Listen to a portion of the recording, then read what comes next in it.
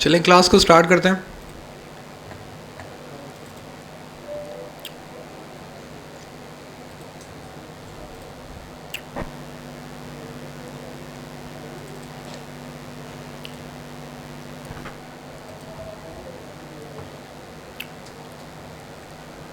तो सबसे पहले तो आप लोगों को याद होगा कि हम लोग VS कोड ओपन करते थे। तो VS कोड के ओपन करने का सबसे आसान तरीका था कि आपको स्टार्ट में आना है और विजुअल लिख देना है, या VI लिखेंगे तो आपके सामने आ जाता है बड़े आराम से। तो आप इस पर क्लिक करें।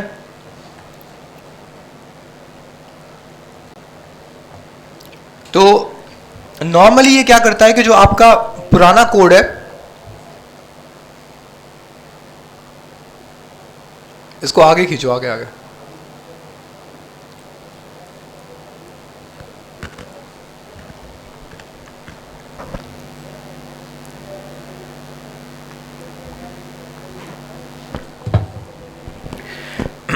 तो जब हम लोग पहली दफ़ा VS कोड खोलते हैं तो क्योंकि आपके कंप्यूटर में कोई भी कोड नहीं होता तो आपको वेलकम का पेज दिखाता है नॉर्मली, लेकिन आपने इसको एक दफ़ा इस्तेमाल किया है पहले, तो जब आप इसको दोबारा खोलेंगे तो आपको ये पुराना वाला काम सबसे पहले दिखाता है, ठीक है। लेकिन आप लोगों ने एक चीज़ देखी थी कि ये इसको क्या कहते थे, एक्सप्लोरर कहते थे। तो एक्सप्लोरर पे अगर आप क्लिक करेंगे तो आपको वही फाइल्स दिखाएगा जो कि बेसिकली आपके कंप्यूटर पे पड़ी हैं, जो आपने बनाई हैं या आपने जो फोल्डर बनाया था या खोला था। तो एक काम करते हैं कि यहाँ से जो मुझे दिख रहा है कि हमारा वाला जो फोल्डर था किसी ने डिलीट कर दिया है। अच्छा, आपका मैंने 4 लिखा हुआ है, 6 होना चाहिए। तो फोल्डर पड़ा है लकली। तो अब हम लोग फाइल के अंदर जाके ओपन फोल्डर पे क्लिक कर लेंगे और ओपन फोल्डर से हम लोग अपना जो फोल्डर है, जैसे हमारा है वेब एंड ऐप 6, इसको सिलेक्ट कर लेंगे। जब हमने इसको सिलेक्ट किया तो अब हमारे पास सारी वही फाइल्स दिख रही हैं जो कि उस फोल्डर के अंदर पहले से थी। उनमें से एक तो हमारी बुक है, उसके बाद हमारा इंडेक्स HTML है और एक तस्वीर है। यही है, ये किसी ने तस्वीर रख दी है यहाँ पे, लेकिन चलो आज इसी का ही काम है तो अच्छी बात है। अच्छा, लास्ट टाइम हमने ये काम किया था, एक काम करते हैं, इसको नेम दे देते हैं HTML_text, क्योंकि ये टेक्स्ट से रिलेटेड सारी प्रॉपर्टीज थी। तो क्या होगा कि एंड ऑफ द डे जब हम लोग ये कोड करते जाएंगे तो हम इसको अपलोड भी कर देंगे ताकि आप लोगों को बाद में भी ये देखने को मिल जाए कि हमने कौन सी चीज़ कैसे की थी। आज के लिए हम एक न्यू HTML की फाइल बनाते हैं दोबारा से index.html के नाम से। आपने देखा था कि .html लिखना लाजमी है और इस चीज़ को हम क्या कहते थे, एक्सटेंशन कहते थे, सही है। जिन बच्चों को नहीं पता तो .html हमें ये बताता है कि ये किस चीज़ की फाइल है। यहाँ पे हमें पता चल रहा है ये किस चीज़ की फाइल है, HTML। बेसिकली VS कोड में आपको ये वाला आइकन भी बता देता है कि ये कौन सी फाइल है, HTML फाइल है। उसके बाद जब हमने HTML शुरू किया था तो हमने सबसे पहले उसका साइंटैक्स पढ़ा था। और साइंटैक्स क्या होता है कि कोई लैंग्वेज लिखी कैसे जाती है, ठीक है। तो इसका जो साइंटैक्स था उसमें आपने देखा था कि सबसे पहले ये लगता है, सही है। उसके बाद टैग का नाम आता है, यही होता है। अब टैग का नाम अलग अलग हो सकता है क्योंकि हमारे पास बहुत सारे टैग हैं, लेकिन सबसे पहला टैग कौन सा होता है, HTML खुद। तो हम सबसे पहले टैग का नाम लिखते हैं और उसके बाद इसको क्लोज करते हैं। जब हमने क्लोज किया तो ये ऑटोमेटिक खुद बन के आ गया। अब हम इसको कहते हैं ओपनिंग टैग और इसको कहते हैं क्लोजिंग टैग। अब इस टैग का जो सबसे इंपॉर्टेंट रीजन है जहां पे हम सारा काम करेंगे वो किधर है, इसका मिडिल पार्ट। जब हमने इसके मिडिल पार्ट पे एंटर हिट किया तो उसने आपको ऑटोमेटिकली स्पेस दे दिया। ये बेसिकली आपको VS कोड क्या बताने की कोशिश कर रहा है कि जो भी चीज अब आप यहां लिखेंगे वो बेसिकली चाइल्ड है किसका, HTML का। अब HTML के अंदर कौन कौन से टैग्स थे, हेड और बॉडी। तो एक तो हेड था, उसके बाद बॉडी। तो एक तरह से हमारे पास बेसिक HTML का स्ट्रक्चर तैयार है। अब हेड के अंदर हमारे पास कौन सा टैग होता था, टाइटल का टैग होता था। और टाइटल में हम नॉर्मली लिख लेते थे माय वेबसाइट, उसके बाद अब आ जाते हैं बॉडी। लास्ट टाइम हमने बॉडी में दो टैग सबसे इंपॉर्टेंट पढ़े थे। पहला टैग था H1 और दूसरा टैग था P। H1 क्या लिखता है? हेडिंग। P क्या लिखता है? पैराग्राफ। परफेक्ट। हम लोग अपनी बुक के पास वापस जाते हैं।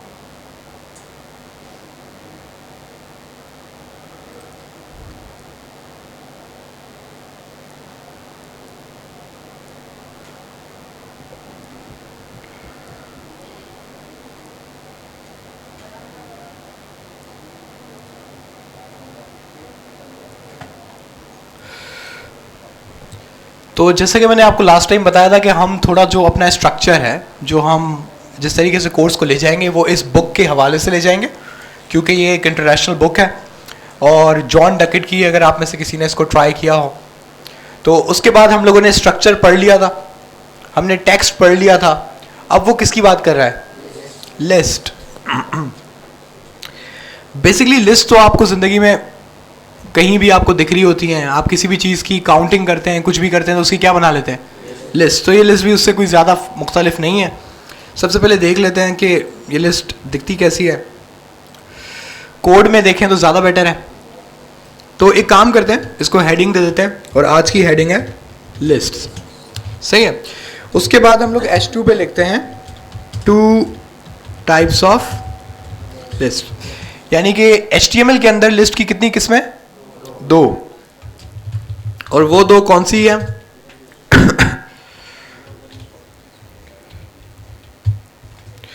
एक को हम नाम देते हैं अनऑर्डर्ड लिस्ट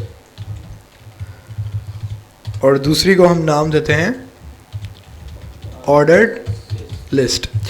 अब इस पेज को चलाने के लिए आपको याद होगा कि हमने एक एक्सटेंशन डाउनलोड की थी और उसका नाम था लाइव सर्वर।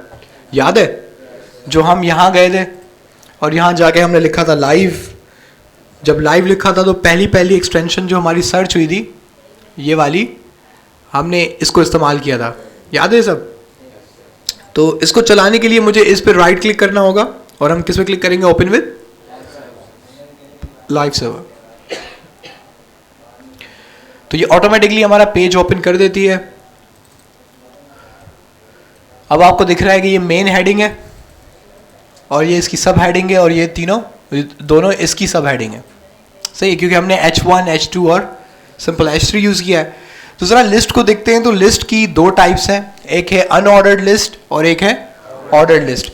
नाम से आप बहुतों को समझ आ गया होगा कि अनऑर्डर्ड ऐसी लिस्ट है जिसका कोई आपका तरतीब ना हो, ऑर्डर ना हो। मतलब कि सेकंड आइटम अगर पहले लिख लें तो कोई मसला ना हो, आखिरी वाला आइटम अगर पहले आ जाए तो भी कोई मसला ना हो। दूसरी है ऑर्डर्ड लिस्ट, इसमें ऑर्डर ज़रूरी है। आप सेकंड चीज़ को फर्स्ट पे नहीं लिख सकते, फर्स्ट वाली को सेकंड पे नहीं लिख सकते। जैसे कि सिंपल सी है कि भाई आपके एक रेस्टोरेंट में मेन्यू होता है। अब मेन्यू में जो आइटम्स हैं आप किसी भी तरतीब में लिख लो, उससे कोई फ़र्क नहीं पड़ता, ठीक है। लेकिन अगर आपकी स्टूडेंट की रैंकिंग है कि कौन सा बच्चा फर्स्ट पोजीशन है, कौन सा सेकंड है, कौन सा थर्ड है, अगर आप उसकी जाहिर सी बात है रैंकिंग को आगे पीछे कर दोगे तो वो मसला है। तो इसका मतलब है कि जो ऑर्डर्ड है वो उस जगह पे यूज़ होगी जहाँ पे तरतीब ज़रूरी है और जो अनऑर्डर्ड है वहाँ पे तरतीब ज़रूरी नहीं है। अब ये तो समझ आ गया कि कौन सी चीज़ कहाँ पे यूज़ होगी। अब ज़रा देख लेते हैं बनती कैसे। एक तो चीज़ आप समझ गए होंगे कि लाजमी यहाँ पर टैग कोई ना कोई होगा, क्योंकि मैंने आखिरी बार कहा था कि अब आप जो भी चीज़ पढ़ेंगे उसके लिए एक नया क्या होगा? टैग। तो सबसे पहले हम लोग आते हैं अनऑर्डर्ड के पास। अब अब लिस्ट बनाने के लिए आपका एक मेन टैग होता है और दूसरा उसके चाइल्ड टैग्स होते हैं। लिस्ट बनाने के लिए ये दो चीजें चाहिए होती है। अभी तक जो आपने टैग्स पढ़े वो एक ही थे। आपको हेडिंग चाहिए थी, आपने लिखा H1। आपको पैराग्राफ चाहिए था, आपने लिखा P। आपको बोल्ड करना था, आपने किया B। आपको ब्रेक न्यू लाइन चाहिए थी, आपने लिखा BR। तो अभी तक आपने जितने टैग्स पढ़े वो जस्ट सिंगल थे, सिंगल लाइनर थे। अब हमारे पास डबल टैग्स हैं, यानी कि वो एक टैग कुछ नहीं करता। आपको कम से कम 2 टैग्स लिखने पड़ते हैं ताकि कुछ ना कुछ स्क्रीन पे दिखे, जिसके एग्जाम्पल, सबसे आसान एग्जाम्पल है अनऑर्डर्ड लिस्ट। तो अनऑर्डर्ड लिस्ट बनाने के लिए पहले आपको एक टैग बनाना पड़ेगा जिसका नाम है UL। आप UL बनाते हैं, UL का सिंपल टैग आता है। अभी हम एक काम करते हैं, हम लोग पीछे चलते हैं। तो यहाँ पे कुछ नजर आया नहीं, इसका मतलब ये काफ़ी नहीं है। अब ये क्यों काफ़ी नहीं है?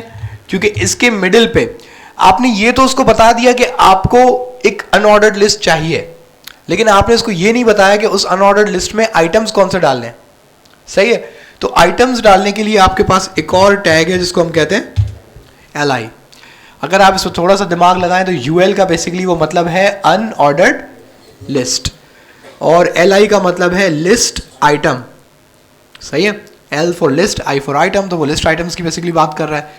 और यहाँ पे फर्ज करें हम लिख लेते हैं कराची। तो जब हम पीछे आएंगे तो अब आपको एक थोड़ी सी डिफरेंट सी चीज़ दिखेगी कि सबसे पहले तो जो नॉर्मल टेक्स्ट है वो यहाँ से शुरू हो रही है, लेकिन जो लिस्ट है वो थोड़ा स्पेस देके शुरू हुई। दूसरा इसके पास क्या है? डॉट है, और ये डॉट इसने ऑटोमेटिक लगाया है, ये आपने नहीं लगाया। तो ये बेसिकली अनऑर्डर्ड लिस्ट की क्या है? पहचान है। अब दूसरा हम लोग एक और LI लगा सकते हैं, मतलब हमें एक और आइटम चाहिए। तो आप देख रहे हैं कि हम UL के अंदर ही हैं, हमने उसके अंदर ही क्या लगा दिया है? LI।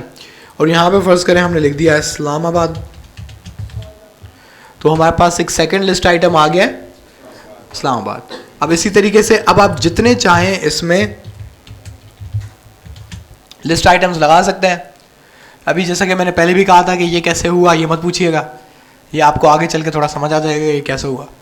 तो LI कोई भी हम शहर का नाम लिख लेते हैं, लाहौर लिख लेते हैं, यहाँ पे कोयटा लिख लेते हैं, और यहाँ पे पेशावर लिख लेते हैं। तो इस तरीके से आप जितनी चाहें इस लिस्ट में आइटम्स ऐड अप करते जा सकते हैं और आपके पास पूरी की पूरी लिस्ट तैयार हो जाएगी, बन जाएगी। बहुत सिंपल, बहुत इजी था ये। उसके बाद अब हम आ रहे हैं किस पे? Order list. अब मजे की बात है कि ऑर्डर हो या अनऑर्डर्ड हो, दोनों को लिखने का तरीका बहुत आसान और सिंपल है और बहुत मिलता जुलता भी है। अब ऊपर आपने सबसे पहले कौन सा टैग इस्तेमाल किया था? UL, जिससे उससे पता लगा था कि कौन सी लिस्ट है? अनऑर्डर्ड। ऑर्डर्ड लिस्ट में सिंपल आपको यूज करना है OL फॉर ऑर्डर्ड लिस्ट। सही है? उसके बाद जो LI है वो तो सेम रहेगा, क्योंकि लिस्ट आइटम तो दोनों के लिस्ट आइटम होंगे ना। तो इस LI के अंदर हम लोग क्या लिख सकते हैं? आइटम 1 लिख दिया मैंने। जब मैंने इसमें आइटम 1 लिखा तो नीचे नीचे आपके पास ऑर्डर लिस्ट के अंदर अब आप देख रहे हैं कि पहले यहां पे क्या था? डॉट था, अब यहां पे क्या है? 1 है। सिंपल ये डिफरेंस है। अब इसी तरीके से अगर आप इसमें और एडिशन करना चाहें, जैसे मैं इसमें कर लेता हूं आइटम 2, आइटम 3 और आइटम 4। तो जिस जिस तरीके से आप इसमें आइटम्स को बढ़ाते जाएंगे तो इसके ऑर्डर से, ये पहला LI, ये सेकंड LI, ये थर्ड LI, ये फोर्थ LI, इनके ऑर्डर से HTML को पता लगेगा कि फर्स्ट कौन है, सेकंड कौन है और थर्ड कौन है। यार में से किसी का नाम पता है? ये वो पीछे वो वसीम बैठा है ना, उसको बुला के लाए। वसीम को बुला लो।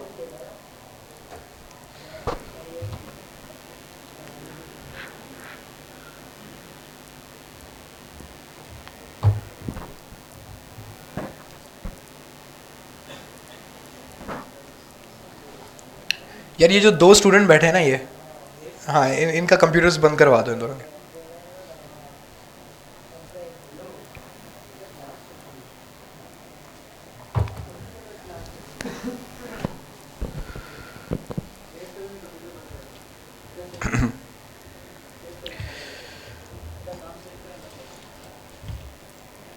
वेल बहुत आसान सा आपको टैग है, कोई इसमें रॉकेट साइंस नहीं है। सही है, दो आपके मेन टैग्स हैं, पहला यूएल है, दूसरा ओएल है। यूएल आपको अगर अनऑर्डर्ड लिस्ट बनानी है और अगर ओएल आपको अगर ऑर्डर्ड लिस्ट बनानी है। दोनों के अंदर आइटम्स रखने का तरीका एग्जैक्ट सेम है, उसमें भी एल आई है और इसमें भी एल आई है। अब ये चीज़ हमने यहाँ कोड में पढ़ ली है। अब ज़रा हम एक काम करते हैं कि यही चीज़ हम लोग देखते हैं बुक में उसने कैसे बताई हुई है।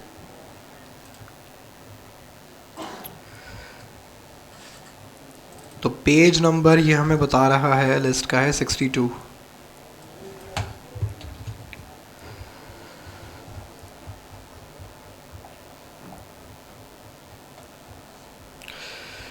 तो बिल्कुल उसी तरीके से इसने सबसे पहले कौन सा टॉपिक दिया है, ऑर्डर्ड लिस्ट का। और ऑर्डर्ड लिस्ट में आपको बताया हुआ है कि जो मेन टैग है वो ओएल है और जो उसका चाइल्ड टैग है वो एल आई है।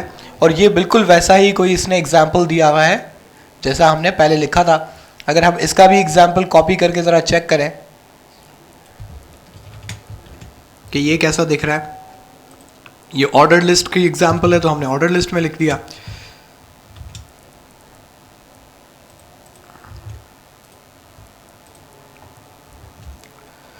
तो हम देख सकते हैं कि यहाँ पे इसने बेसिकली कुछ लाइंस लिखी हैं। अब ये लाइंस बेसिकली क्या है, उसने बहुत अच्छी एग्जाम्पल दी है। ये एक रेसिपी है, ठीक है। अब रेसिपी में उसने क्यों ऑर्डर लिस्ट में डाला, क्योंकि उसका सीक्वेंस बहुत इंपॉर्टेंट होता है कि पहले क्या करना चाहिए बाद में क्या करना चाहिए। तो उसने बड़ी अच्छी सी एग्जाम्पल दी है ऑर्डर लिस्ट की।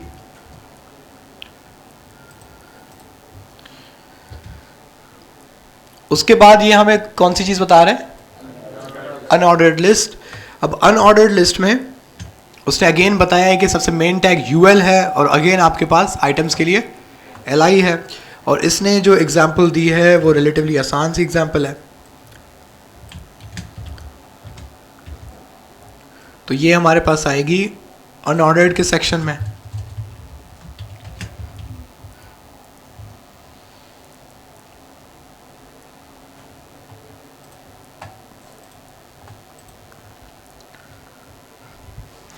अच्छा, इसने एक बहुत चालाकी से एग्जाम्पल दी है कि एक ही जो रेसिपी होती है उसके रेसिपी के अंदर एक तो स्टेप्स होते हैं कि आपको करना क्या है, उससे थोड़ा ऊपर आपके पास इंग्रेडिएंट्स होते हैं कि आपको इस रेसिपी को बनाने के लिए क्या क्या चीज़ चाहिए। तो उसने जो इंग्रेडिएंट्स हैं उसकी बेसिकली क्या बनाई हुई है, अनऑर्डर्ड लिस्ट। क्योंकि इंग्रेडिएंट तो इंग्रेडिएंट है, आप किसी भी सीक्वेंस में लिख दो, मेन मकसद है कि वो इंग्रेडिएंट मौजूद होने चाहिए। सही है, तो अगर सीक्वेंस ना हो उसके लिए उसने उसके लिए अनऑर्डर्ड लिस्ट यूज़ की है। और जहाँ पे रेसिपी मतलब बनानी है तो वहाँ पे उसने ऑर्डर लिस्ट का यूज़ कर लिया है। बहुत सिंपल सी एग्जांपल है लेकिन फिर भी एक कॉन्सेप्चुअल चीज़ है। खैर, डेफिनेशन लिस्ट हमारे पास यूज़ नहीं होती। सही है, ये आप इसको फिलहाल ना देखें। उसके बाद है, ये इंपॉर्टेंट है, ये क्या कह रहे हैं, नेस्टेड लिस्ट।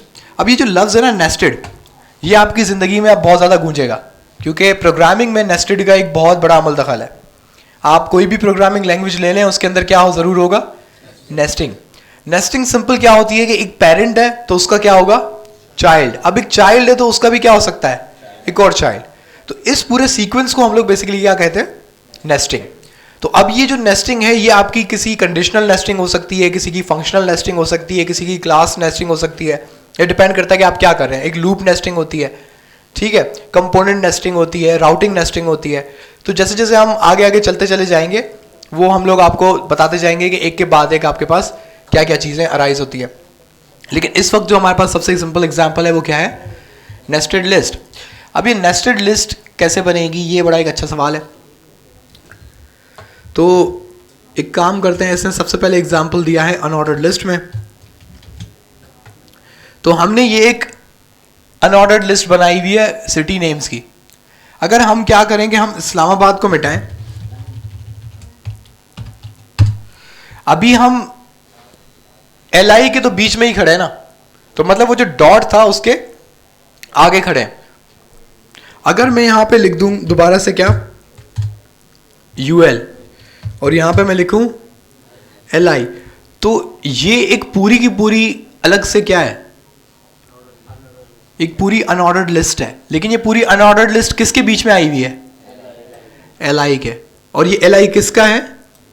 इस वाली लिस्ट का है, अनऑर्डर्ड लिस्ट का है। तो एक अनऑर्डर्ड लिस्ट के आइटम में क्या आपको नजर आ रहा है? एक और अनऑर्डर्ड लिस्ट। अब इसको हम पहले नाम देते हैं नेस्टेड लिस्ट आइटम, ठीक है, देखने के लिए कि ये कैसा दिखता है। तो ये चीज़ हमने लिख ली। अब हम ज़रा अपने वेब पेज पे जाते हैं। तो यहाँ पे ज़रा आप एक चीज़ देखेंगे क्या हुई है।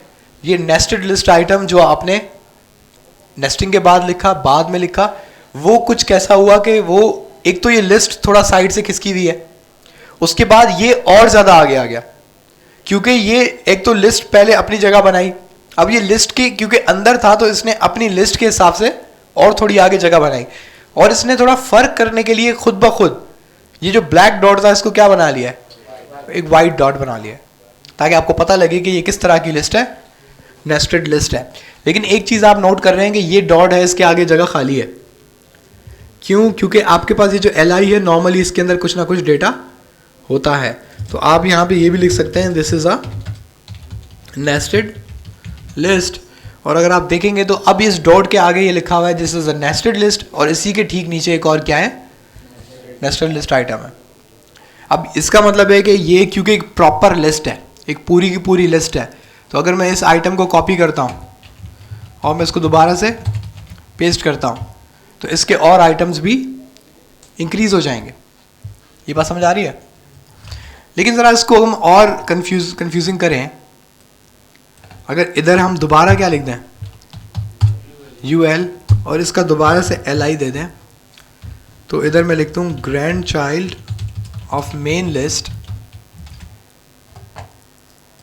और ज़रा अब हम पहले जाके देखेंगे क्या हुआ। यहाँ पे कुछ कुछ लिखेंगे, ग्रैंड चाइल्ड लिस्ट। तो सबसे पहले हो क्या रहा है? ये पहली लिस्ट है, इस लिस्ट के अंदर एक नेस्टेड लिस्ट आइटम है, इस नेस्टेड लिस्ट आइटम के अंदर एक और लिस्ट है। तो अब आपके पास कितने लेवल्स हैं? 3 लेवल्स हो गए। पहली लिस्ट, उसके अंदर एक और लिस्ट, और इस लिस्ट के अंदर एक और लिस्ट। तो ये आपकी नेस्टिंग है। आप जितना चाहें इसको आगे ले जा सकते हैं, ये आपके ऊपर है, बस आपको तरीका आना चाहिए, ठीक है? तो आपने सिंपल करना क्या है? अच्छा, जब आप यहाँ पे क्लिक रखते हैं तो आपको ये मार्कर्स दिखते हैं। ये बेसिकली आपको बताते हैं कि ये आपने कोड पूरा किया हुआ है। आप इसको क्लोज भी कर सकते हैं थोड़ी देर के लिए। वो कैसे? अब जैसे ये LI है, सही है, इस LI को अगर मैं क्लोज करता हूँ तो वो जो एक ग्रैंड चाइल्ड वाली लिस्ट थी वो भी गायब हो गई। ये बेसिकली हम क्यों करते हैं? थोड़ा इसको सिंप्लीफाई करने के लिए, देखने के लिए कि भाई हो क्या रहा है। क्योंकि एक कोड के अंदर दूसरा कोड, दूसरे कोड के अंदर तीसरा कोड, तो हम क्या करते हैं कि हमें पहले जब सोचना होता है कि ये कोई कहीं पे कोई एरर तो नहीं आया, कहीं पे कोई मसला तो नहीं हुआ, तो हम इसको पूरे को क्या कर लेते हैं? श्रिंक कर लेते हैं। अब अगर आप इसको ओपन करेंगे तो आपको पता लगेगा इसके अंदर ऑलरेडी क्या है? एक लिस्ट है, कि कंप्लीट लिस्ट है। और ये कंप्लीट लिस्ट किसके बीच में है? LI के बीच में। ये चीज़ याद रखना ज़रूरी है। अगर आप ये UL इसके बाहर बनाएंगे तो मसला है, सही है? आपको LI के अंदर क्या लिखना है? UL। अब अगर ये UL में हो सकता है, तो अगर मैं इसको OL कर दूं तो कोई मसला होगा?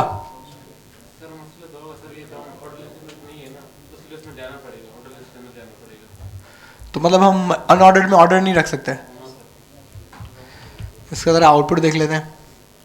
तो आउटपुट तो सही दिखा रहा है।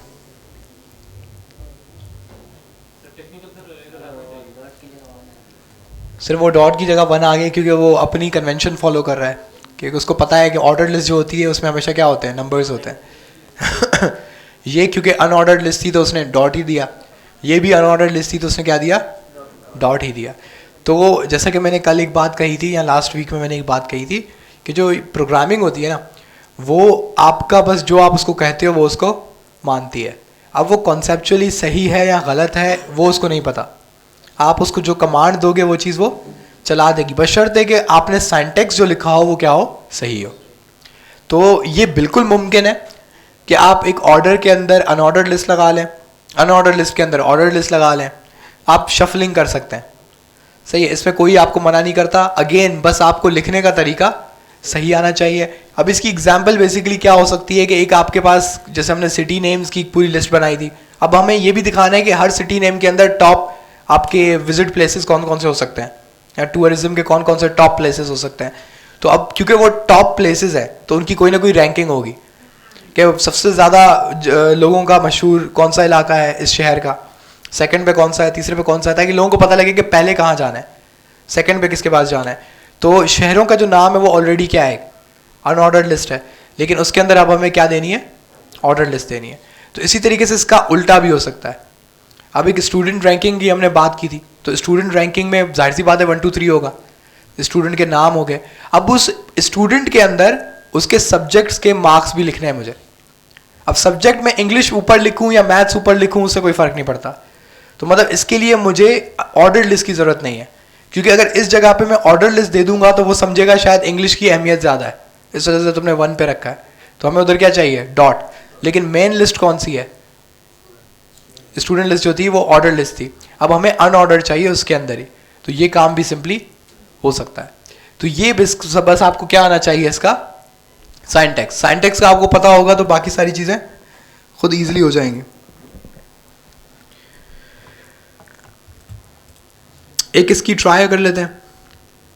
अब हमारे पास ये क्या थी, एक ऑर्डर लिस्ट थी। तो ऑर्डर लिस्ट में मैं क्या कहता हूं कि जो आइटम नंबर 2 है, अभी आइटम नंबर 2 आप मिटाएं नहीं मिटाएं इससे कोई फर्क नहीं पड़ता, ये उसको वहां के वहां लिख देगा। लेकिन एल के अंदर मैं एक और बनाता हूं, क्या, यूएल, अनऑर्डर्ड लिस्ट। अब मैं इसको कहता हूं अनऑर्डर्ड आइटम 1, तो ये सही है।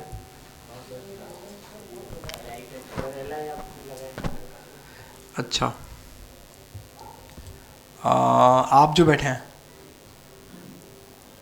इसका आपके पीछे जी, आप पिछली क्लास में आए थे, तो इसमें क्या मिस्टेक है, कहाँ पे आएगा, यूएल की जगह पे। मतलब आप कह रहे हैं कि मैं इसको ये लिख दूँ, इसको ये लिख दूँ, अब सही है। अच्छा, लेकिन ये तो गायब भी हो गया, कहाँ गया, बल्कि ये रहा। ये आइटम नंबर कौन से पे आ रहा है, 3 पे आ रहा है, हालांकि मैंने इसको किस में लिखना था, ना मुझे एक अलग से लिस्ट दिख रही है, ना मुझे आइटम 2 की जगह पे, मतलब वो काम तो हुआ ही नहीं जो मुझे करना था। मुझे तो कुछ ऐसा काम करना था कि ये इसके ऊपर आइटम है, उसके अंदर एक और लिस्ट आनी चाहिए। तो यहाँ पे तो ऐसा कुछ नहीं दिख रहा, क्या होगा, अब सही है, अब भी नहीं हुआ। यूएल के अंदर किसी ने बताया, खुद से बताया, अच्छा। तो ना यार मेरी क्लास में थोड़ी एक छोटी सी प्रैक्टिस होती है कि जो मेरे चीते बच्चे होते हैं ना, उनका मैं नाम याद रखने के लिए ना बिल्कुल अलग से रखता हूँ। सही है, उसको हम बोलते हैं स्टार स्टूडेंट्स।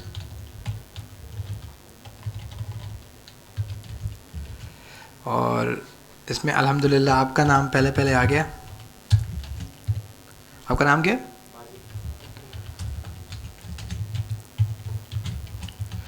और उसमें हम बताते हैं कि भाई स्टूडेंट की अभी कंडीशन क्या चल रही है। और आपके छोटे से क्वेश्चंस के हिसाब से मुझे पता लगा है कि आप बहुत ज़बरदस्त काम कर रहे हैं। बैठ जाए, तो इससे टेंशन ना लें, ये जस्ट मैं अपनी थोड़ी याददाश्त के लिए रखता हूँ, ताकि आप इंशाल्लाह बाद में थोड़ा इम्प्रूव करेंगे, थोड़ी मेहनत करेंगे तो इधर आपके पास अच्छे पॉइंट्स भी आएंगे। ठीक है, लेकिन फ़ायदा ये होता है कि क्योंकि यहाँ पर होता है कि कुछ जैसे IEC है, कुछ हमारे पास एफिलिएशंस हैं, जो कंपनीज आती हैं वगैरह, तो हमें जब नाम वगैरह भेजने होते हैं तो हमें पता होता है कि किसको भेजना है। खैर ठीक है, तो ये तो बहुत बहुत सिंपल क्वेश्चन था। सही है कि ये मैंने UL लिखा हुआ था, मैं सिर्फ पूछ रहा था यहाँ पे UL आएगा नहीं आएगा, यहाँ पे यहाँ इसका क्या होगा। तो सिंपल क्वेश्चन ये था कि यहाँ के इसके बीच में क्या होगा, LI होगा, क्योंकि UL के बीच में जब तक LI नहीं होता तो ये कंप्लीट लिस्ट बनती ही नहीं। सही है, अब ये क्यों, ये पूरी लिस्ट इस LI के अंदर है, तो इससे पता लग रहा है कि ये क्या, कौन सी लिस्ट है ये? नेस्टेड लिस्ट है, ठीक है, क्योंकि ये एक और लिस्ट के आइटम के अंदर है। ये बात समझ आ रही है? ये अगर ये थोड़ा सा ध्यान से सुन लें, ये अभी तो समझ ले कुछ भी नहीं है, ये बिल्कुल ही हलवा है। थोड़ा सा बस कोशिश करें कि इसको थोड़ा समझें, इसको थोड़ा गौर से देखें। अगर आपके पास आपको थोड़ा होता है, किसी की मेमोरी का इशू होता है, उसको याद नहीं रह पाता, तो अपने पास एक कॉपी रखें, सही है। और बस ये जो साइंटेक्स होता है ना, इसको बस लिख लें, ज़्यादा ये पूरा ना लिखें कि ये पूरा पूरा आपने छापना शुरू कर दिया, नहीं नहीं, टाइम ज़ाया ना करें। बस ये लिखेंगे ये नई चीज़ पढ़ाई थी नेस्टेड, बस ये नेस्टेड होता कैसे, बस सिंपल। उसका एक दफ़ा यूँ लिख दें कि भाई ये LI के अंदर क्या होगा, कोई भी लिस्ट UL बनानी है तो UL, OL बनानी है तो OL, और उसके अंदर जाहिर सी बात है सारा काम सेम ही रहेगा कि अगर UL या LI वो OL है या UL है, उसके बीच में क्या आता है, हमेशा LI आता है। ये बात तो आपको दिमाग में याद ही रखनी है। तो ये अपने पास सिर्फ एक पैटर्न बना लें, ताकि आप, क्या होता है कि आप जब थोड़ा पढ़ के आगे निकल जाते हैं तो वो एक पेज के अंदर आप समझ लें 2-3 क्लासों का आपने काम लिखा हुआ होता है। जब आप पीछे करके वो जस्ट एक पेज को देखेंगे तो आपको याद आ जाएगा कि हमने पिछली 2-3 क्लासेस में क्या पढ़ा हुआ है, तो आप उससे गलती नहीं करते। खैर, ये आपके, जैसे मैंने पहली क्लास में कहा था कि आप लोग अब स्कूल के बच्चे तो है नहीं कि मैं बोलूँगा भाई कॉपीज़ उठाओ और ये लिखो। ये कह रहा हूँ कि आपके खुद के भले के लिए अगर आप इसको करते हैं, अगर आपको लगता है कि आप जीनियस हो, आप तो याद रख लोगे, मुझे कोई मसला नहीं है, हो सकता है आप हो, ठीक है, मुझे क्या पता। तो वो आपका अपना मसला है। फिर मसला सिर्फ तब होगा जब आप असाइनमेंट नहीं करेंगे, तब भी मेरे लिए कोई मसला नहीं होता, मैं क्लासरूम में जाके सबको ज़ीरो कर देता हूँ, सही है। शायद अगर आपको ना पता हो तो मेरे जो पिछले बैच के कुछ बच्चे हैं उनसे पूछ लें, मैं बिल्कुल नहीं देखता वो 0 0 0 0 0। उससे क्या होता है कि जब आपकी फाइनल जो सर्टिफिकेशन होती है उसके अंदर वो परसेंटेज आ जाती है। और अगर आपने मैट्रिक में परसेंटेज के, मैट्रिक में नहीं 6 क्लास में होता है, तो परसेंटेज का फॉर्मूला पढ़ा हो, तो अगर आपको ये बात पता होगी कि अगर आपके भले 3 असाइनमेंट्स में 100 भी हो और एक 0 आ जाए, तो वो आपकी पूरी की पूरी परसेंटेज जो है उसको पीछे ड्रैग डाउन कर देता है।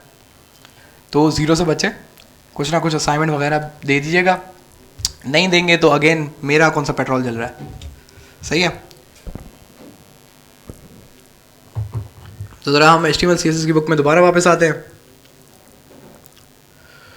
तो लिस्ट का चैप्टर तो उसने यहीं पे ख़त्म कर दिया सही है। एक और वेबसाइट है, अगर आपको इन केस बुक नहीं मिलती या कोई भी मसला होता है, जो ये शायद आप लोग को मैंने पहले भी दिखाई दी, W3 स्कूल है। इसके अंदर भी आप लिख सकते हैं, बल्कि यही गूगल पे ही लिखो, ज़्यादा बेटर है, W3 school HTML list. Google तो सब यूज़ करते होंगे ना, तो गूगल, ये भी पता है कि गूगल पे सर्च करने की भी कुछ टेक्निक्स होती है, क्योंकि गूगल भी क्या है, एक सॉफ्टवेयर है। तो आप एक सॉफ्टवेयर से कोई इन्फॉर्मेशन चाहते हैं तो आपको भी ये सोचना पड़ेगा कि आप जो उसको इन्फॉर्मेशन दे रहे हैं क्या वो इस तरीके से दे रहे हैं कि वो आपका काम कर पाएगा। तो नॉर्मली अगर आप देखें तो इस तरह का अगर आप काम करेंगे ना तो आपकी ज़िंदगी बड़ी आसान होगी, कि उससे आप पहले तो मेन टॉपिक बताएं, फिर उसका सब टॉपिक, फिर उसका सब टॉपिक, तो आपको वो हमेशा प्रॉपर जवाब देता है। और अगर आपको एक पर्टिकुलर वेबसाइट के अंदर चीज़ें देखनी है तो साइट कॉलन लिखें और उस वेबसाइट का नाम लिखते हैं, जैसे w3schools.com, सही है। ये चीज़ें पता है, यूट्यूब पे वीडियो देख लो भाई, गूगल ट्रिक्स के नाम से कुछ आ रही होती हैं, तो इसमें बहुत सारी चीज़ें यही बताते रहते हैं। तो अगर आप इस बार HTML लिस्ट लिखोगे तो आपको पहला मिलेगा क्या, HTML लिस्ट। अगर आप इस पर क्लिक करोगे तो वही सारी बकवास करेगा जो हमने अभी भी पढ़ी है, लेकिन ये है कि इसके अंदर एक ख़ास बात क्या होती है कि ये वाला सेक्शन होता है जो अलग से इसने ग्रे कलर का दिखाया हुआ होता है, और इसके अंदर बटन लिखा हुआ होता है ट्राई इट योरसेल्फ। अगर आप इस पर क्लिक करेंगे तो ये अलग से एक और स्क्रीन खोलता है, और इस स्क्रीन की ख़ास बात क्या होती है कि इसकी एक साइड पे HTML लिखी हुई होती है, यहाँ पे रन का बटन होता है, और यहाँ पे उसका आउटपुट होता है कि आपने जो यहाँ पे कोड लिखा है ये उसका आउटपुट है। जैसे कि यहाँ पे कॉफ़ी के बाद मैं लिख लेता हूँ अब आप देख रहे हैं ये VS कोड है तो मुझे क्लोजिंग टैग खुद लिखना पड़ेगा, ठीक है। यहाँ पे मैं लिखता हूँ कोल्ड कॉफ़ी, और अभी मैंने कोल्ड कॉफ़ी लिखा तो यहाँ पे चेंज नहीं आया क्योंकि लाइव सर्वर तो चल नहीं रहा, तो मुझे क्या करना पड़ेगा, रन। मैं रन को प्रेस करूँगा तो यहाँ पे क्या लिखा आ गया, कोल्ड कॉफ़ी, तो ये भी इनका बहुत ज़बरदस्त एडिटर है। अगर किसी के पास कंप्यूटर नहीं है, किसी के पास कोई लैपटॉप नहीं है, तो मोबाइल पे भी ये खुल जाता है। तो आप ये सेम काम मोबाइल पे भी कर सकते हैं। तो ये अनऑर्डर्ड लिस्ट जो अभी मैं पढ़ी, ऑर्डर लिस्ट का इसने अलग अलग तरीका दिखाया है। ये डिस्क्रिप्शन लिस्ट की फ़िलहाल ज़रूरत नहीं है आपको, और यहाँ पर आके इन्होंने पूरा का पूरा ख़त्म हो गया।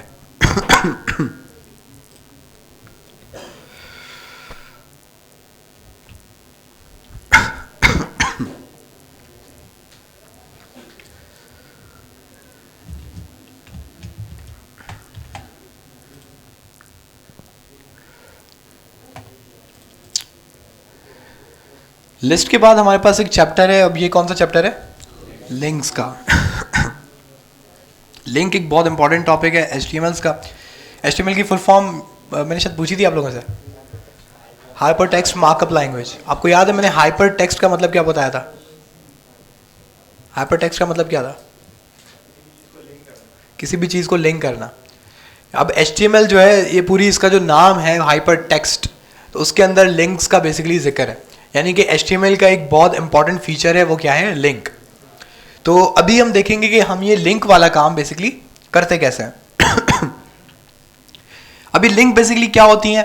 आप जो भी वेबसाइट खोलते हैं वहाँ पे आपको चारों तरफ जो चीज़ें दिख रही होती हैं बेसिकली वो लिंक्स होती हैं, जो कि आपको कोई ना कोई डिफरेंट फीचर आपको दिखाती हैं। जैसे कि अब ये गूगल शीट है।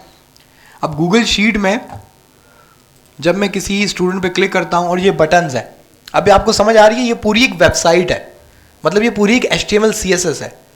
ये सारा काम उन्होंने HTML CSS पे किया हुआ है। अगर आपको यकीन ना आए तो इस पर राइट क्लिक करके, और इन्होंने अलग बेसिकली काम किया हुआ है, तो आप F12 दबा दें तो यहाँ पे एलिमेंट्स का एक हमारे पास टैब आता है। अब इस एलिमेंट के टैब में आप देखेंगे तो आपको क्या नजर आएगी? HTML। मतलब ये पूरा गूगल शीट का जो सॉफ्टवेयर है बेसिकली किस में बना हुआ है? HTML CSS और जावास्क्रिप्ट। क्योंकि आप जो भी सॉफ्टवेयर वेबसाइट देखेंगे ब्राउज़र पे, वो लाजमी बात है इसके अंदर HTML CSS तो होगा ही होगा। इसके बाद अब हम किसी चीज़ पे क्लिक रखते हैं और उसके बाद हम यहाँ पे किसी बटन पे क्लिक करते हैं, तो कुछ ऑपरेशन होता है। यहाँ पे ये पैलेट खुल के आ जा रहा है जो आपको बता रहा है आपको कौन सा कलर चाहिए। लेकिन ये जब आपने बटन को क्लिक किया तो ये इसको पता कैसे चला कि ये इंफॉर्मेशन दिखानी है? तो बेसिकली ये सारा काम किससे हो रहा है? लिंक से। ये किसी ना किसी फंक्शन से, किसी ना किसी पेज से ये कनेक्टेड होते हैं। जैसे कि आप यहाँ पे अगर फाइल पे जाएं तो ये भी एक लिंक है। अगर आप इस फाइल को क्लिक कर रहे हैं, ये ओपन हो रहा है, तो ये भी एक लिंक है। ये लिंक हुआ है कि भाई जब इस बटन पे कोई क्लिक करे तो ये वाली स्क्रीन दिखा दो। उसके अलावा आपने यहाँ पे न्यू पे क्लिक रखी तो ये ओपन हो गया, ये भी एक लिंक है। तो हमें ये दिख रहा है कि जो वेबसाइट है वो पूरी की पूरी लिंक से भरी हुई होती है। तो हम एक काम करते हैं, इसको सेव करते हैं और इसका नाम रख लेते हैं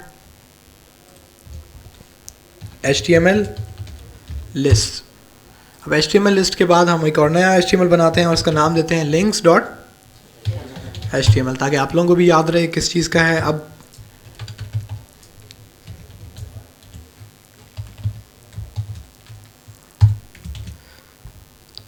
अगेन ये मुझसे नहीं पूछेगा ये क्या हुआ, स्लो आपको भी समझ आ जाएगा।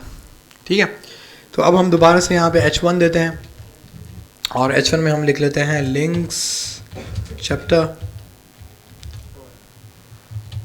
और यहाँ पे अब हम लिंक्स लगाना स्टार्ट करते हैं। बल्कि एक काम करते हैं, अभी हमने UL OL पढ़ा, तो हम ना एक UL बनाते हैं। इस UL के अंदर जाहिर सी बात है क्या आएगा? LI आएगा। तो हम इसको दे देते हैं 3 LI। अगेन हमने LI में दिया था पहले कराची, इस्लामाबाद, और हम इसको दे देते हैं लाहौर। अब देखिए मैं चाहता क्या हूँ, इसको हम लोग ओपन करते हैं लाइव सर्वर पे। हमारे पास लिस्ट आ गई। अब मैं चाहता हूँ गूगल पे जब हम कराची लिखते हैं तो एक विकिपीडिया तो सब जानते हैं, तो विकिपीडिया का कराची के बारे में एक पेज है। मैं चाहता हूँ कोई मेरे इस कराची लफ्ज़ पे क्लिक करे ना, इस पर कराची पे आके क्लिक करे तो उसको ये वाला लिंक शो हो जाए, वो इस पेज पे आ जाए। ठीक है, ये सिंपल सा काम है, ये मुझे कराना है। अब देखते हैं ज़रा HTML में ये चीज़ कैसे मुमकिन है। अब जो आपके पास लिंक का टैग है, क्योंकि आप समझ तो गए होंगे कि जो भी काम कराना है वो किसके थ्रू होगा, टैग्स के थ्रू होगा। जो टैग है वो सबसे आसान टैग है, वो क्या है, सिंपल ए टैग। क्या कहते हैं इसको, ए टैग। आप इसको ए टैग भी कह सकते हैं, बेसिकली ये शॉर्ट फॉर्म है एंकर टैग की। सही है। अब ये एंकर पता है क्या होता है, क्या एंकरिंग करना, या आप बेसिकली शिप्स जो होती हैं उसके अंदर एक एंकर होता है जो अपनी पोजीशन को रोकने के लिए वो लोग इस्तेमाल करते हैं। तो बेसिकली इधर से इन्होंने एंकर लिया हुआ है कि किसी न किसी जगह पे हुक हुआ हुआ होता है। सही है। ये जो टेक्स्ट होगी जिसको भी मैं एंकर लगाऊंगा यानी ए टैग लगाऊंगा, वो किसी न किसी और चीज़ पे हुक हुआ हुआ होगा, एंकर हुआ हुआ होगा। तो ये इधर से बेसिकली इन्होंने नाम निकाला है। वैसे नाम का ज़्यादा मसला नहीं है, बस आपको पता होना चाहिए कि ये चीज़ किसके लिए इस्तेमाल होती है, एंकर्स के लिए या लिंक के लिए। आपके लिए सबसे आसान कहना है लिंक, तो आप लिंक कह लें। अब हम इसके बीच में लिख लेते हैं, जैसे कि अभी हम टेस्ट कर रहे हैं, अभी नीचे कुछ नहीं करते, क्योंकि अगर मैंने नीचे इसको अभी लिखना शुरू कर दिया तो आप थोड़ा कंफ्यूज रहेंगे। तो ऊपर हम लिखते हैं हेलो। अब ज़रा हम पीछे चलते हैं। अब मुझे यहाँ पे हेलो दिखाओ, एक मिनट इसको हम लोग शॉर्ट करते हैं। हमें हेलो दिख रहा है, लेकिन अभी भी मैं इस हेलो पे क्लिक कर रहा हूँ तो कुछ भी नहीं हो रहा। सही है। और एक और चीज़ है कि सारा टेक्स्ट एक जैसा है, तो मुझे कैसे पता चला कि ये ए है ये ए नहीं है। सही है। यहाँ ये लिंक है ये लिंक नहीं है, ये तो समझ में ही नहीं आ रहा। सारा टेक्स्ट क्या है, एक जैसा। तो यहाँ पर आपने HTML को ये तो बता दिया है कि ये किस तरह का टैग है, ए टैग है, लेकिन आपने इसको ये नहीं बताया कि अगर ये क्लिक हो तो आपको जाना कहाँ चाहिए। ये दो चीज़ें इंपॉर्टेंट है, क्योंकि पहले तो आप उसको बताओगे ये क्या है, ए टैग है। दूसरा आप उसको ये भी तो बताओगे कि आप जाओगे किधर। जब आप उसको ये नहीं बता रहे कि आप कहाँ जाओगे तो वो कहाँ जाएगा। इस वजह से उसने उसको सिंपल टेक्स्ट ही लिख दिया। तो अब इसको बताने के लिए कि आपको इसको भेजना कहाँ है, आप एक ये जो ए टैग है इसको थोड़ा स्पेस देते हैं और यहाँ पे आप लिखते हैं href। क्या लिखते हैं href का बेसिकली फुल फॉर्म है हाइपर रेफरेंस। तो जैसा कि मैंने कहा था कि ये हाइपर टेक्स्ट मार्कअप लैंग्वेज है, तो यहाँ से ये निकला है लफ्ज़ हाइपर रेफरेंस कि अब आप उसका रेफरेंस दे रहे हैं कि इसको जाना किधर है। तो सबसे पहले आप ए पे स्पेस देंगे, href लिखेंगे, इक्वल टू लगाएंगे उसको बताने के लिए कि इसकी वैल्यू क्या है, और आप ये क्या लगाएंगे, कोटेशन मार्क्स। अब मैं क्या करूँगा कि ये जो कराची वाला लिंक है ये इसको कॉपी करूँगा और इन दोनों कोटेशन मार्क्स के बीच में इसको पेस्ट कर दिया मैंने। ठीक है। अब हम दोबारा वापस आते हैं अपने पेज पे। अब हम देखते हैं कि अब एक विजिबल चेंज है, अब कुछ चेंज हुआ है। पहले ये ब्लैक कलर का था, अब ये किस कलर का हो गया है, ब्लू पर्पल कलर का हो गया, और इसके नीचे एक अंडरलाइन हुई है। इसके अलावा जब आप इस पे एरो लेकर जाएंगे तो ये हैंड गेस्चर बन गया, जो कि आपको पता होगा कि ज़्यादातर जो लिंक होती हैं वेबसाइट्स पे आप समझ जाते हैं, जब आप उस पर ले जाते हो तो आपको पता लगता है ये क्लिक होगा। सही है। तो ये आपको बेसिकली बता रहा है कि ये एक क्या है, अब लिंक है। अब आप इन पे रखें तो ये सेम आपका वो टेक्स्ट वाला दिखा रहा है, लेकिन अगर इस पे रखें तो वो लिंक वाला दिखा रहा है। अब हम इस पर क्लिक करेंगे तो हमें ये कहाँ लेके जाएगा, कराची के पेज पे। सही है। तो हमने बेसिकली एंकर टैग से लिंक बना लिया है। उसके लिए दो चीज़ें इंपॉर्टेंट है, पहला तो ये क्या, ए टैग, दूसरा href देना, कि एक तो आप कौन सा आपका टैग ए होना चाहिए, दूसरा हाइपर रेफरेंस होना चाहिए, तीसरा आपको ये भी तो बताना है किसके ऊपर है। क्योंकि मिस्टेक ये हो जाती है कि ये बच्चे यहाँ पे लिखना ये भूल जाते हैं, ये ऐसे लिख लेते हैं, और जब आप पीछे आएंगे अपने पेज पे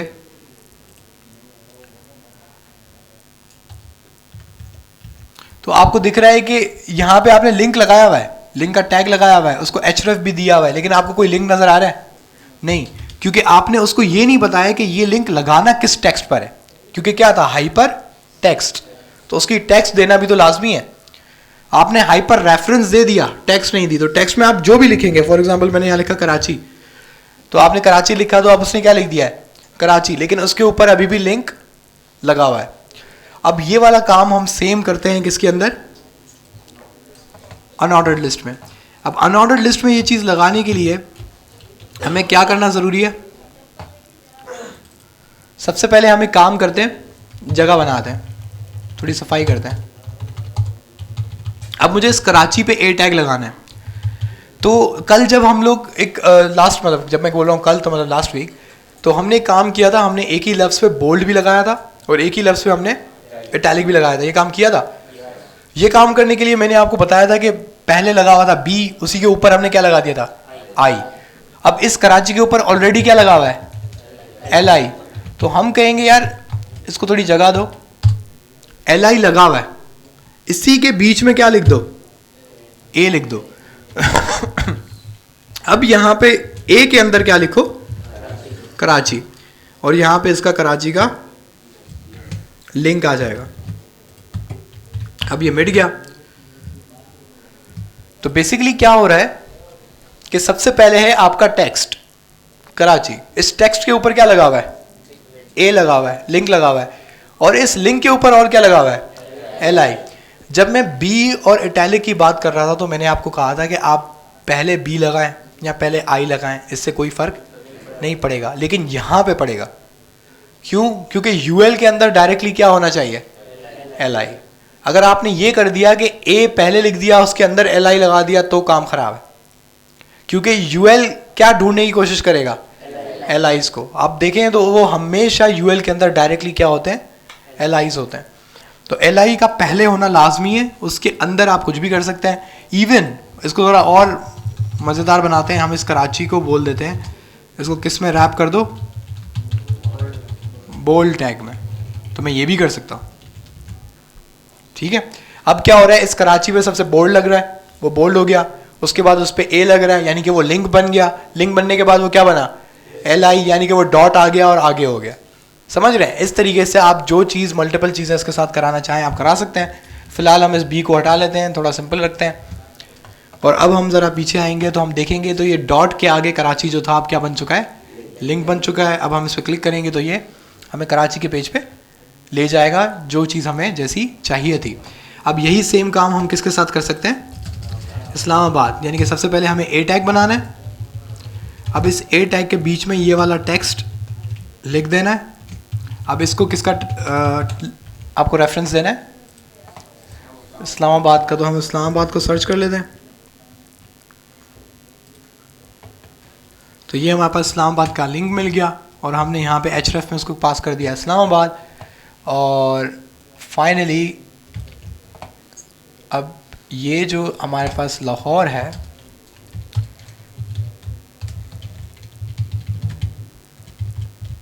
इसके ऊपर भी हमने ए टैग लगाया और ए टैग को हमने लिंक दे दिया और इस लिंक में हमने पास कर दिया लाहौर। ठीक है। अब हमारे पास जो तीनों ऑन ऑर्डर लिस्ट के आइटम्स थे क्या बन चुके हैं, लिंक बन चुके हैं। अब अगर हम लोग, अच्छा आपने एक चीज़ नोट की, जो चीज़ें हमने क्लिक की हुई हैं उनका कलर क्या हो गया है, पर्पल। जो चीज़ अभी क्लिक नहीं हुई है उनका कलर क्या है, ब्लू। तो ये बेसिकली आपको एक्टिव और अनएक्टिव स्टेट दिखाता है, यानी कि जिस लिंक को आपने विजिट कर लिया वो लिंक आपको दिखाने के लिए कि आप इस पर जा चुके हो, वो थोड़ा सा कलर चेंज कर देता है, पर्पल कर देता है। अच्छा, ये जो सारा तरीक़ेकार है ये आप CSS से कंट्रोल कर सकते हो।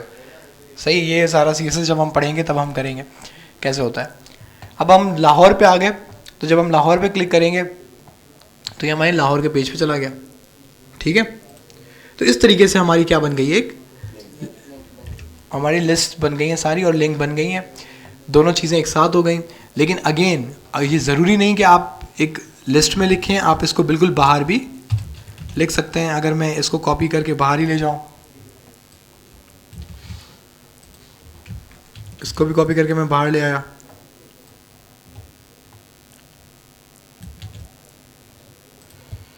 और इसको भी हमने कॉपी करके हम बाहर ले आए, तो आप देख रहे हैं कि ये लिस्ट के अंदर है और ये सारे लिस्ट के बाहर हैं। लेकिन आप एक चीज़ नोट करें कि ये सारी लिस्ट एक साथ लिख के आ चुकी है। ठीक है, इस चीज़ को नोट कीजिएगा कि हमारे पास, आप इसको अनऑर्डर लिस्ट में करेंगे तो ये न्यू लाइन पे दिखाता है। अगर आप इसने इसको एक के ऊपर एक लिख दिया, हालांकि मैंने यहाँ पे स्पेस दो दी है, न्यू लाइन दी है, लेकिन मैंने आपको बताया था कि ये प्रोग्रामिंग लैंग्वेज है, ये इस तरीके से बिहेव नहीं करती, ये न्यू लाइन आपको नहीं देगी। जब आप H1 या P को इस्तेमाल करेंगे तो आपके पास एक न्यू लाइन आती है। जब आप ए को टैग करेंगे तो आपके पास न्यू लाइन नहीं आती। अब ये क्या चक्कर है, इसको हम लोग अगली क्लास में यानी नेक्स्ट क्लास में कल इसको और ज़्यादा डिस्कस करेंगे कि ये क्या चक्कर है। फ़िलहाल आप आज जाके ये अनऑर्डर्ड लिस्ट और लिस्ट जो है इसको एक दफ़ा प्रैक्टिस कर लीजिएगा ताकि आप लोगों का इसका थोड़ा काम पक्का हो जाए।